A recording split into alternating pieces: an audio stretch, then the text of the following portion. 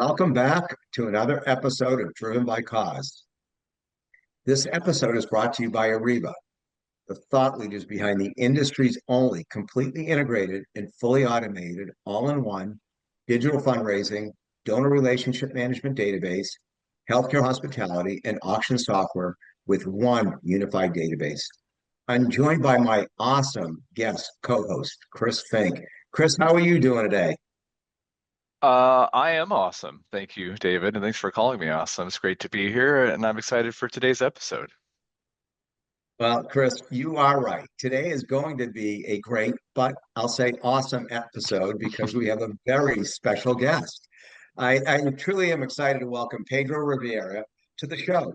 Pedro is the founder and CEO of PJR Consulting, a nationally recognized nonprofit consultant, fundraising strategist, speaker, and thought leader with decades of experience helping organizations strengthen sustainability, leadership, governance, and fundraising strategies. Throughout his career, Pedro has helped organizations raise more than $150 million and has become a leading voice in the conversations around nonprofit sustainability, multicultural philanthropy, planned giving, and community-centered fundraising. He's especially known for his work in advocacy surrounding Latino philanthropy and what he calls the $4 trillion opportunity. I love that, by the way. It's highlighting the enormous influence, generosity, and the economic power of Latino communities that many organized still fail to fully recognize or engage authentically. In today's conversation, we're going to discuss the future of philanthropy, sustainability, fundraising, donor engagement, leadership, and what nonprofits need to understand about building stronger relationships within multicultural communities. Payne, thank you so much for joining us today. I'm so glad to be here, David and Chris, and thank you for inviting me for this really important and necessary conversation Well, about like I said philanthropy. earlier, we are really happy you could be here with us today. So, Payne, why don't we just jump into this? And, I know you've worked across law, wealth management, higher education, and nonprofit leadership. What originally pulled you towards mission-driven work and philanthropy?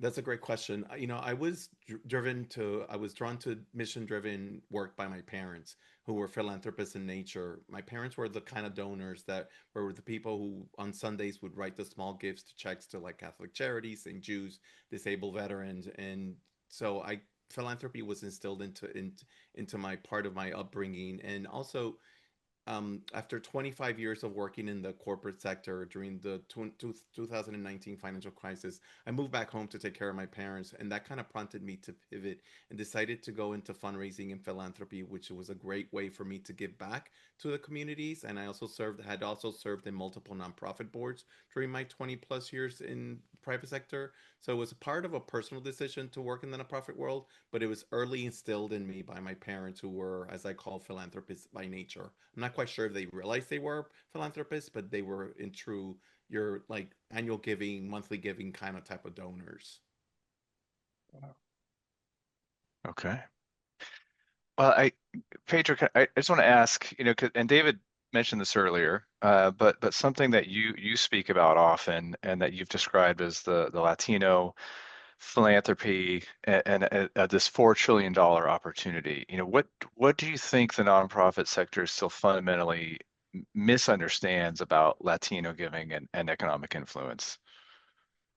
Yeah, I think what the nonprofit sector fundamentally misunderstands is that the Latino communities are often are viewed through a lens of deficit instead of an asset lens. Hmm. People hear about Latino communities and immediately think about communities in need of services, not communities of wealth, generosity, entrepreneur energy, and deeply rooted in culture of giving.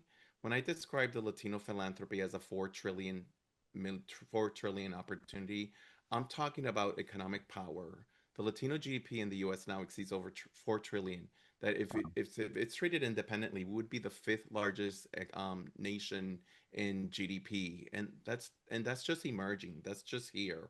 Yet many nonprofits still behave as Latino communities were still recipients of philanthropy rather than participants and leaders in philanthropy. Oh, that Interesting. was really, yeah. One thing that really stood out to me in your writing is your perspective that Latino communities have always practiced philanthropy, just not always in ways traditional institutions recognize it. Can you expand on what you mean by that and why you think the nonprofit sector has historically overlooked those forms of giving and within the community support? Absolutely. I think that this is one of the most important mindset shifts in philanthropy that philanthropy needs to make. When people hear about the word philanthropy, they immediately picture formal charitable giving, major donor dinners, foundation grants, planned gifts, naming opportunities, and annual galas. But really, for the Latino community, philanthropy has never been confined to institutional definitions. We've always practiced generosity. It just hasn't always been recognized by traditional definitions. We've always practiced generosity, and it's just how it's the Latino culture. Giving is often rooted in familia, faith, and reciprocity and collective responsibility. Family, when a family member loses a job in the Latino family, everybody steps in, everybody chips in. They help, organize community meals, raise money. They help with childcare. If there's a crisis in our home country, we immediately send money to our countries to help rally support. Our churches rally support. Small business sponsors community events quietly without calling philanthropy. Um, is philanthropy. It might not come with a donor recognition wall, but it reflects the same fundamental human impulse using resources to help others strengthen our communities. Hmm. Okay, that's interesting. Yeah, I mean, so given this $4 trillion opportunity and this incredible growth and influence and I guess economic power, of Latino communities, it seems despite that, many organizations are still struggling with authentically connecting and engaging with Latino donors and leaders and communities. So why do you think that disconnect still exists? I think that many organizations still struggle because they approach Latino communities with assumptions instead of understanding. For decades, too many nonprofits have viewed Latino communities primarily through a service lens, people to be helped rather than through a partnership lens, people who Mm, can lead, give, invest, and advocate and shape the future of philanthropy. And that framing matters. How the way that we engage with Latino communities in philanthropic partnerships matters, and it should be kind of us becoming part of the solution and not being offered a solution. mm, And I truly love that Latino community structure. I think it's truly something very special. A lot of organizations today still feel focus heavily though on transactional fundraising, campaigns, asks, short-term metrics, rather than long-term relationship building. And I'm not saying that's everywhere, but you emphasize that within the Latino communities, philanthropy is rooted in concepts like you mentioned family, and also trust, faith, and within the community. Do you think some organizations sometimes confuse the outreach with true inclusion, or should nonprofits rethink donor stewardship and relationship building when engaging multicultural communities? Yeah, absolutely. I mean, I absolutely think that some nonprofits confuse outreach with inclusion, and that difference is it's significant. Outreach often transactional, inclusion is relational. Outreach can sound like we need to connect with the Latino community because we want more donors, more visibility, and broader engagement. Inclusion sounds more like we want Latino communities at the table, helping shape our mission, our leadership, our messaging, and our future. So, one of the biggest mistakes organizations make is showing up only when they need something, mm, a fundraising campaign, a sponsorship, a board prospect, a diversity photo, a translation. And let me be candid, Latino communities, like many historically overlooked communities, have a strong radar for authenticity. mm. Trust is everything. You have to show up consistency before you ask. You have to attend community events. You have to support local leaders. You have to partner with trusted institutions and be present when no fundraising campaign is attached. So I think relationships are built in the quiet moments, not just driving solicitations. Nice. Yeah, well said. Yeah. Okay. So, and this I think is tangential to what you just said, but looking out to the future of philanthropy and just maybe a broader lens of the overall nonprofit sector, and the demographics, the evolving demographics of our country, right, which is rapidly changing. Do you think the nonprofit sector is adapting effectively to those cultural and demographic shifts? And what excites you most right now about the future of Latino leadership and philanthropy here in the US? I definitely feel that I think we're missing the boat on addressing Latino communities in the fundraising. I think we've been stuck in the traditional fundraising aspect. Latino communities are about community fundraising, about community outreach. I think when you talk about giving circles is a perfect example of how Latino communities can Mm, relate to helping organizations. I think your traditional way of fundraising that we've done for the last 20 years, that needs to change. The demographics are changing, the age difference is changing. We have a lot of millennials and Gen Zers that think different on giving. They're more giving on smaller amounts, but more often than giving major transformational gifts, and also as a community giving. So, and you see that many times in little like Latino families where they have a fundraiser for their daughter's sister, cousin's quinceañera, or mm, in cities like I live in the District of Columbia, sometimes people who are from Central Latin America, when they pass away, they want their bodies to be sent back to their countries because they want to be have a burial in their country, and they do fundraisers for that.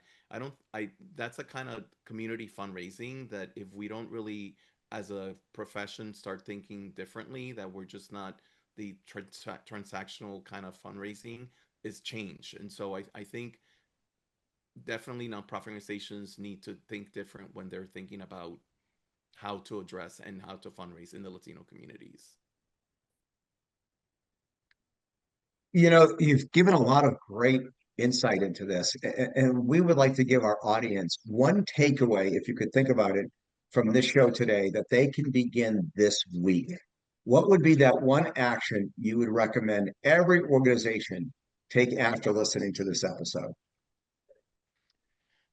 I think audit your assumptions about who your donors are and who they could really be. Who are we not intentionally inviting into our philanthropy? The sense of inclusion, of inviting people to the table, getting to know our differences, getting to know why we give and who do we give to. I think that would be a great way to start.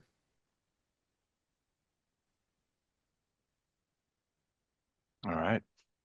Okay, I'm gonna throw a little curveball in here. We've spoken a lot about Latino giving and your insights and your work, but I'm curious to know what's something about you that might surprise our audience to find out. That's a great question. Besides the fact that I love to cook Puerto Rican food, Ooh. and that between me and my husband we have over 60 nieces, great nieces and nephews. And I was thinking about something else earlier, and I can't remember what it was. But I think family for me is really important, and I love to travel. So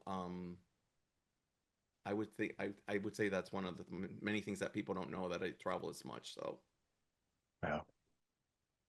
All We're right. not finishing our show, but we always like to finish the first part of our show by asking one question. What is it something that we didn't ask you, Pedro, that you wish we had? hmm.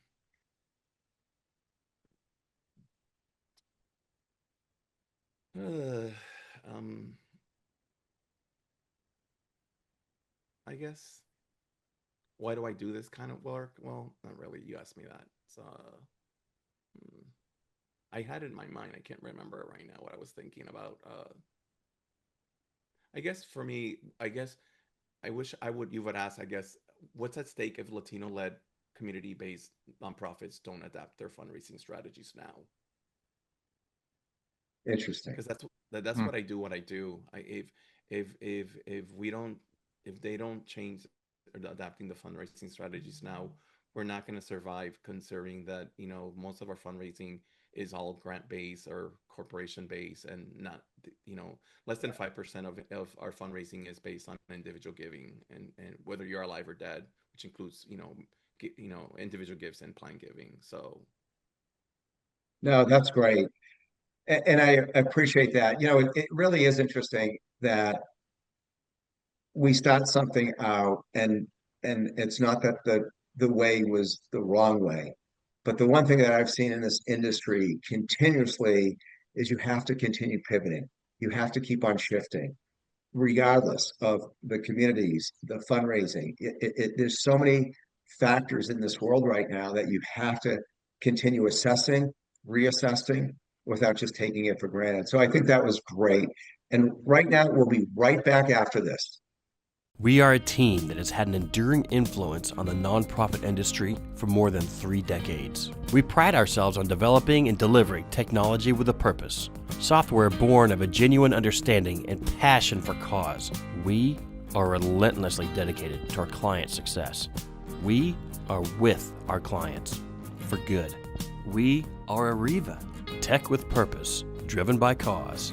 Arriva is the trusted advisor and market leader of fundraising, donor relationship management, and auction software and services. Exceed further, our evolutionary all-in-one digital fundraising and donor relationship management software is helping nonprofits worldwide further their mission, transform fundraising, and cultivate relationships with donors and constituents. Our Maestro Auction virtual, live, and silent auction software, text-to-bid, virtual and mobile bidding software, and text-to-fund, text-based donation software are helping nonprofits raise billions of dollars through thousands of virtual fundraising events, charity auctions, and galas. Visit Arriva.com and reach out today and see how Arriva can help your nonprofit organization go further. All right. Welcome back, everyone. All right, we're going to go into our next segment called Ask the Maestro. And I'm going to ask a question that has come from Melissa. Melissa is raising money as development director at a mid-sized nonprofit in Texas. And I'd be interested to hear your thoughts, Pedro, on this. She asks, our nonprofit has recently received feedback from community members that our organization and leadership team don't feel very reflective of the diverse communities that we serve. We genuinely want to improve and build more authentic relationships, but internally, we're struggling with where to start and how to approach those conversations in a meaningful way without it feeling performative. What advice would you give organizations navigating that situation? I think it's inviting them to sit on the table, to be inclusionary, not exclusionary, and not see what they need, but how can they partner with you guys as an organization and really get to know exactly the individual people in the community and not to make assumptions of what the Latino community needs and wants. Yeah, great answer. And for all of you listening, make sure you submit your questions for our next segment of Ask the Maestro. David. Hey, thanks, Chris. Pedro, it was a pleasure having you with us today. And it was really such a treat. And I want to thank you so much for all your insights and your advice to our listeners today. And I'd also want to thank all of our listeners for joining us today. Make sure you subscribe to Driven by Cause. And while you're at it, leave us a 5-star rating, not a 4-star, but a 5-star rating. I also want to give a thank you to our amazing sponsor, Arriva. Thank you to all of our fantastic listeners. We hope you'll join us in the next time on Driven by Cause, and just make it a great day. Thank you.